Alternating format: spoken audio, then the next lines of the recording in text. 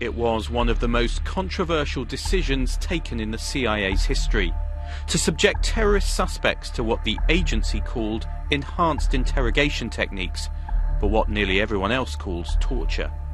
At secret locations around the world known as black sites, America took the gloves off.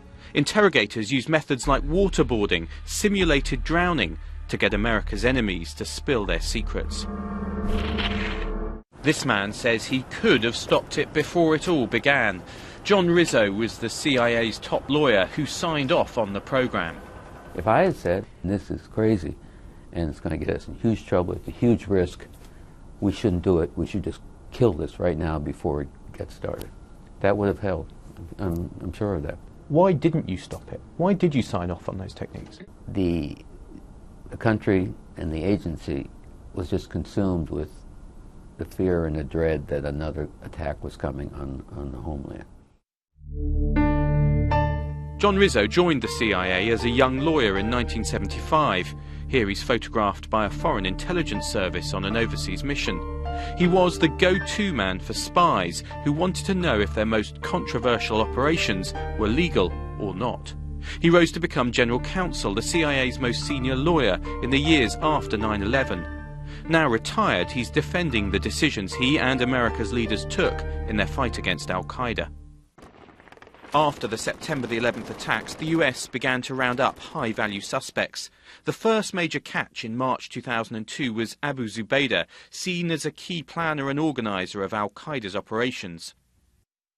Under questioning by the FBI, Abu Zubaydah identified the architect of the 9/11 attacks. The FBI special agent who got that intelligence told Newsnight it was done without mistreatment. We were getting actionable intelligence. This actionable intelligence have the possibility of saving lives. But the CIA believed Abu Zubaydah knew more, including about possible planned attacks. They devised a new, highly secret interrogation program. John Rizzo was given a list of the new techniques his colleagues wanted to use on Abu Zubaydah. And they methodically described all of the techniques, sometimes using visual demonstrations of, for instance, a facial grasp. And that was the first time in my life I'd ever heard the word waterboarding. I had no idea what waterboarding was. What was your reaction? Well, some of the techniques, I mean, they've all been declassified now. Some of them, frankly, the facial grasp, maybe the belly slap, struck me as almost out of a Three Stooges routine.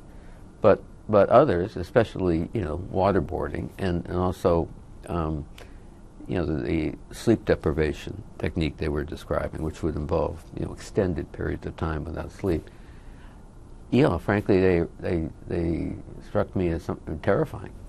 President Obama has described the enhanced interrogation program as torture. Do you agree with him? If it was torture, CIA would not have done it. But isn't that because you've defined it not to be torture as the lawyer?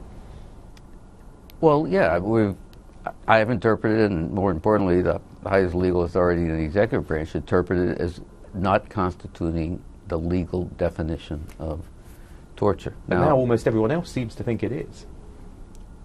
Well, there seems to be a substantial opinion in that direction. On taking office, President Obama's new team shut down the enhanced interrogation program. But when Rizzo met Obama's key aides, he discovered they wanted the CIA to do something else, accelerate massively its program of drone strikes. The new president wasn't going to take any prisoners. A mistake, says John Rizzo.